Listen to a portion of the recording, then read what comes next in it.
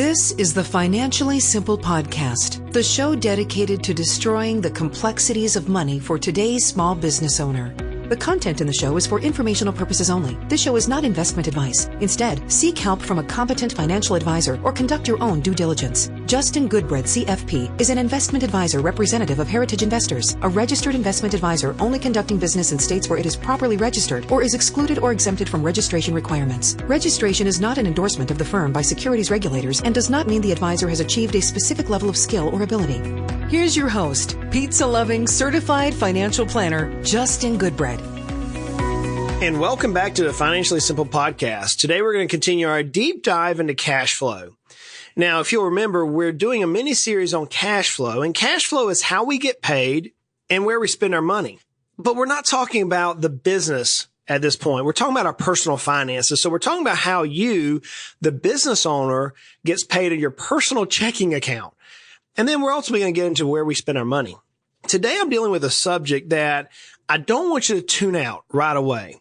You may say, well, Justin, I'm only 30, 40, 50. This really is not applicable to me. Oh, but it is. So I want to deal with the subject. When should a business owner start Social Security income? When should we go to the Social Security Administration and say, hey, start paying me? And at this point, you're like, dude, seriously, I'm 35. I really don't need to listen to this. Yeah, you do. Yeah, you do. And here's why. I'm going to deal with the concepts today. This is ultimately going to drive home one point, one specific point. And the point is this. If at all possible, delay taking Social Security as long as possible. That's the one point I want to drive home today. So if you're like, Justin, I'm 35, I got it, let's move on. All right, I'll give you a pass. But if you're in your 50s, mid-50s, 60s, it's now time for you to listen to this episode intently. And more importantly, I want you to go over to the Financially Simple blog. On the blog, we're going to have a couple of graphs that illustrate some of the more technical concepts for today's conversation. On the blog, we're going to deal with some pictures. We're going to have some graphs. We're going to be able to outline the specifics that I'm trying to drive home. So in order to understand Social Security, there's three particular important dates or ages that matter for Social Security. The first one is what we refer to as your full retirement age. Full retirement age traditionally was about age 65.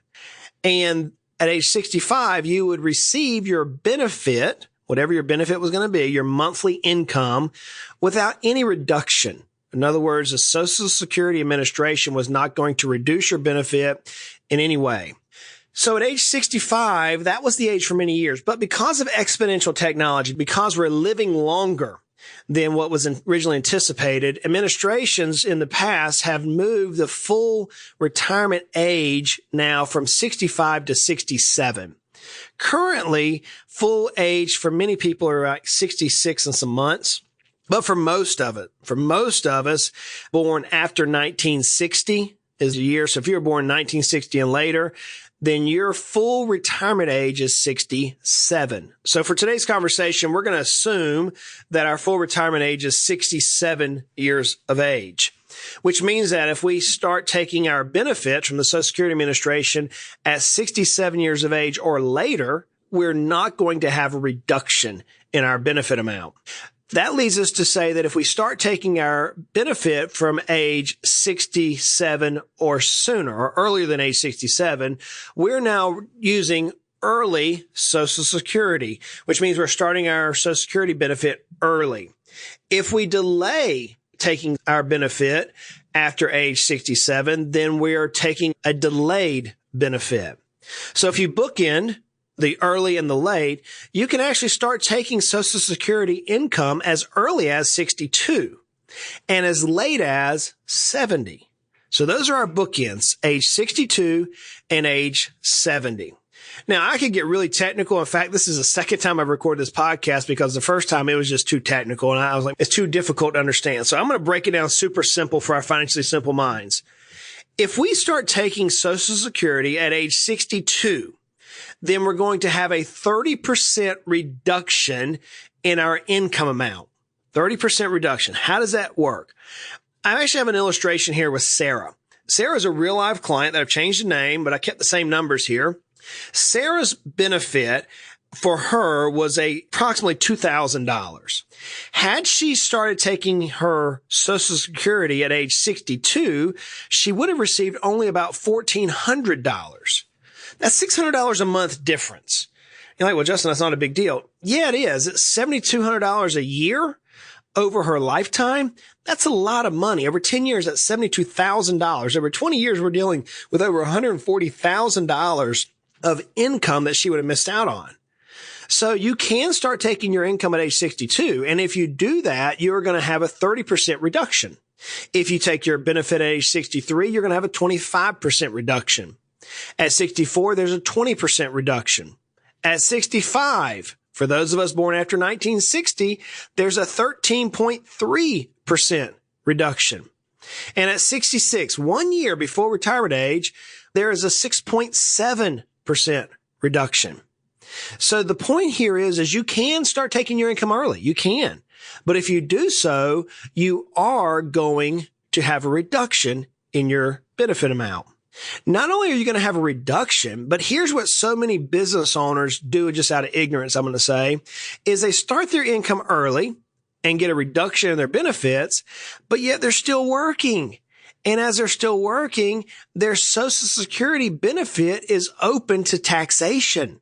You're like, well, Justin, that doesn't seem fair. I paid taxes in order to have the benefit. Now you're telling me I'm going to be taxed on my Social Security? Yeah, you will.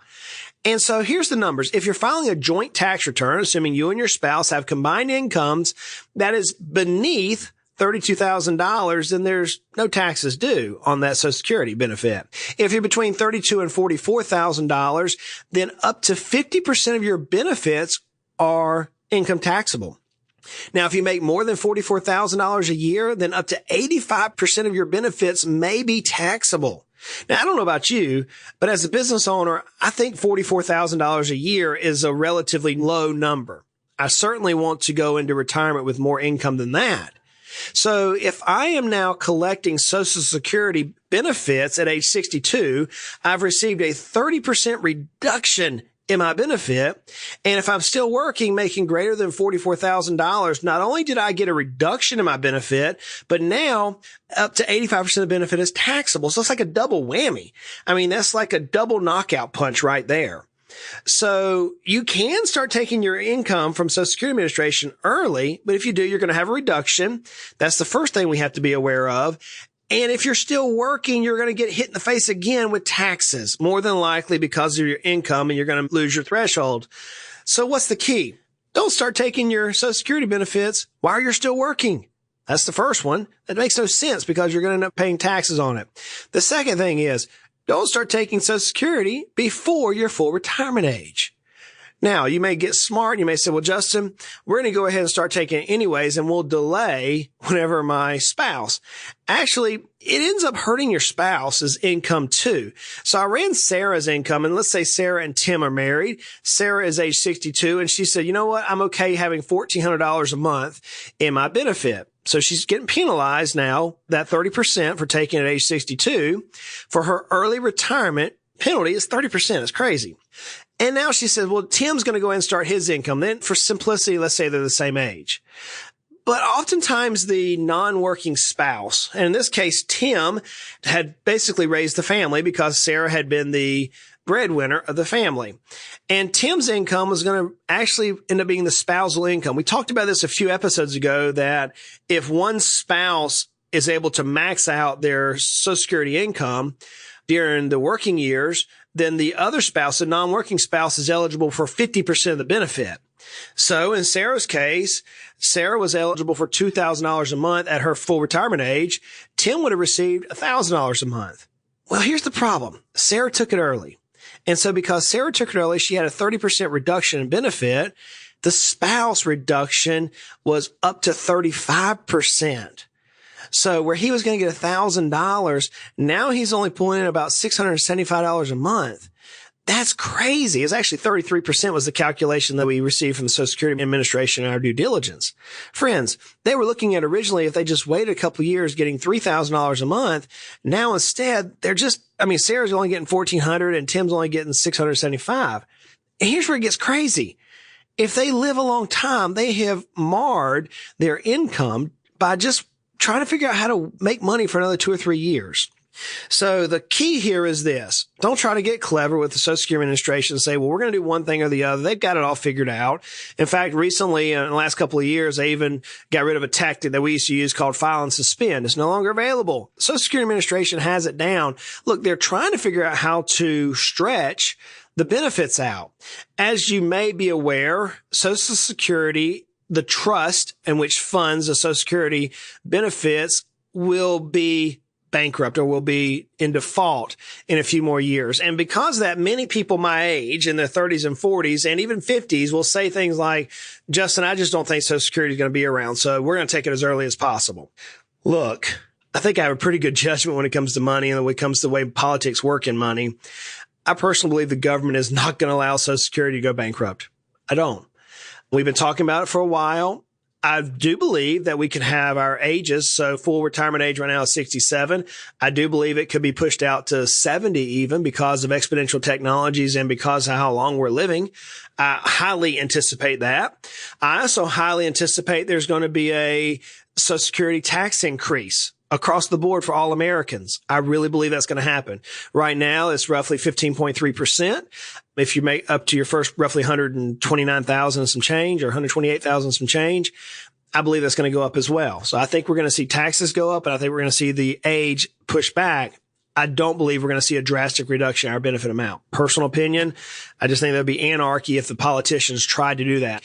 This is the hot potato that no one ever wants to deal with, right? I mean, we've heard both sides of the aisle bring it up, but no one ever wants to do anything about it. So if you fall in that camp saying, Justin, man, I'm going to take it as early as possible because it's not going to be there, I just disagree with you strongly in that format. I really do. You're listening to the Financially Simple Podcast. Show your support by subscribing to this and our other educational business channels at financiallysimple.com. So if we're not going to take it early, what's the latest then you can take it? So we talked about the bookend of taking it early. What's the latest? Well, technically you can delay it as long as possible, but at age 70 is whenever your benefit stops growing. Now here's where it gets really cool. If you're full retirement age at age 67 and you delay taking your benefit until age 70, you get a guaranteed 8% increase on your benefit. Now, it's guaranteed by the U.S. government, which has the full taxing weight behind it by Congress, but you're getting an 8% increase in your benefit. That is crazy. So friends, if you're looking at age 67 and age 70, you're dealing with roughly a 24% greater, higher monthly benefit just by delaying it 36 months. It's unbelievable how this works. Well, Justin, why is that a big deal? Can you name any other asset that you could potentially invest in that would give you a guaranteed 8% increase in your benefit backed by the U.S. government at this point? I can't. You're certainly not going to do it in the stock market. Yeah, you may make some years greater than that, but it's not backed by the U.S. government. It's not in writing that you're going to have that increase. Maybe you could do it in real estate. It's not guaranteed. I mean, a recession could end up hurting you there. Interest rates. I mean, a number of things. You're not going to do it in gold. Yeah, you can do it in your business, but it's not risk free. So man, it's an unbelievable asset that we can strategically plan around, where if you're in your early 60s and we're working on the next 10 years of your life, man, if I have the ability to have an asset that's going to increase by 8% a year, then certainly I want to make that happen. And so what do? We rebuild the client's lives so that 8% increase is there for the rest of your life. So the latest you can take your benefit is at age 70 with an increase in benefit amount. So full retirement age is your minimum target. It's your minimum target. So I want you to go ahead, if you're 40 years old, 50 years old, and even in your early 60s right now, listening to this, as we have some people that are, I really want you to eradicate the idea that you're going to take your Social Security early. It just doesn't work. Now, for you analytics out there saying, well, Justin, what happens if I took my Social Security benefit at age 62 and I invested it? Or what happens if I took it at 62 and I don't live very long? How long do I have to live in order to make delaying to age 70 make sense? So there's a calculator, and you can Google this. I'm actually going to place this on the blog at financiallysimple.com. It'll be graphs and my actual calculations from a calculator out there on my client who I've changed the name on, Sarah and Tim. Now remember, Sarah's full retirement age was roughly 66 and 2 months. And at her full retirement age, she was going to get $2,000 a month at her full retirement age. If she started taking her benefit at age 62, then she was going to get $1,450. There's roughly a $600 decrease, that 30% decrease by her taking her benefit at age 62. And if she waited to age 70, she's going to get roughly $2,979. So let's call it $3,000 a month just for audio purposes. On the blog, we'll actually have the actual calculations from this crossover point calculator. So the question was asked, well, Justin, if I start taking my income at age 62, how long do I have to live to make it where that was a bad decision? So it's called a break-even point or crossover analysis. And for Sarah's case, she had to live to be age 77. So if she had delayed to age 70, or if she took it out at full retirement age of 66, she had to live roughly to age 77. If she lived past age 77, she would have been far better to delay her benefit. So here's the way the math works out. If she started taking her income at age 62, she would have received $17,400 per year for the rest of her life, however long she lived. If she waited to age 66, she would have got $24,000 a year. And if she had waited to age 70 before she turned on Social Security, she would have received $35,748 per year. Now, we obviously don't know when we're doing this when someone's going to pass away. We don't. If we had a crystal ball and knew exactly what the future held, we could pinpoint down the exact date to start Social Security. But in Sarah's case, and in so many of our cases that we see, her parents lived past 90. So we ran this out to age 91 for Sarah. And in Sarah's case, had she started taking the income at age 62, she would have had $522,000 worth of income come into her family cash flow from the Social Security Administration. So 522. Had she waited to age 67, she would have received $100,000 more. She would have got $624,000 in income from the Social Security Administration if she lived to be 91. Now, had she instead started her Social Security at 62 and delayed it until age 70, she would have received a whopping $786,000 if she lived to be 91 years old. That is amazing to me. $250,000 more just by delaying Social Security until age 70. So when you put those numbers together, $250,000 more in cash flow to the family unit just by delaying. It shows you the intensity that planners have to try to make sure your assets are in a position where you can delay Social Security as long as possible. You said, well, Justin, okay, let's say she didn't live to be 91. Let's say she only lived to be 80. Okay. At age 80, had she taken her income benefit at age 62, then she would have received $330,000. Had she waited until her full retirement age, she would receive just $30,000 more, $360,000. And now, had she waited until age 70, she would have received roughly $63,000 more in income to her family unit. So she would receive $393,000 and some change. So friends, the crossover point comes into play. So that leads us to the question then, ultimately, when should you start collecting Social Security? As late as possible. However, there may be reasons why you do need to take Social Security early. As I mentioned, Sarah and her family, they were extremely healthy. Her parents lived a while, and it's anticipated that she will live a while, especially with her current lifestyle. Perhaps you're not that way. We spoke to an individual this week, and I said, you know what? Your health is just not there, and they realize this as well. So if your health is waning and you really don't see longevity in your future, then you may start collecting Social Security early. You may. Or another reason for it is, let's say your health is good, but your planners are awesome, and they figured out a way how to reduce your income, ultimately saving you a ton of taxes. One of the things they may do is say, look, let's start Social Security early because the tax savings on the estate plan or the tax plan is far more superior than delaying Social Security. So if you reduce your income because of planning, then you may start Social Security early. Again, it's not always the case, but for the most part, health is your number one driver. So then you go to the question, well, when should I look at taking Social Security at age 70? The first answer is longevity, health. If you have family genetics that I don't want to say guarantee, but looks like you're going to live a while, then age 70, man, you just want to delay as long as possible. That's why I really believe that in my lifetime, I really believe, and I'm going to put on the record now, that Social Security will end up making the full retirement age to be somewhere around about 70 for my generation. I really believe that.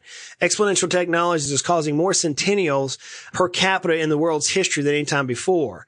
So I really believe we're going to see the Social Security Administration move the full retirement age up to 70. I really do. And the reason for that is longevity, because many more people are living past the historic death mark. Another reason why you want to delay Social Security is if you have enough financial assets. If you did your planning well, if you built your business well, if you saved well, and if you invested well, and you have enough assets to take care of you, then delay Social Security. And if your lifestyle is met, maybe you didn't do well, but somebody left you a trust. I had this happen here recently where there's a trust in place and you're receiving income from a trust. If that's the case, delay Social Security. You really want to get that 8% increase in your benefit. So that's a pretty technical conversation today on Social Security. We can reduce it down to one simple sentence that I begin the conversation off with. Delay Social Security income to your family's budget as long as possible. Wait until the last minute possible, if at all possible. Oh, that's a lot of possibles there, isn't it? Hey, look, life is hard, life is good, and life can be frustrating. Money doesn't have to be. Social Security, it can drive us crazy. We're going to continue to make our lives at least financially simple. Hey, you guys go out and make it the best day of your life.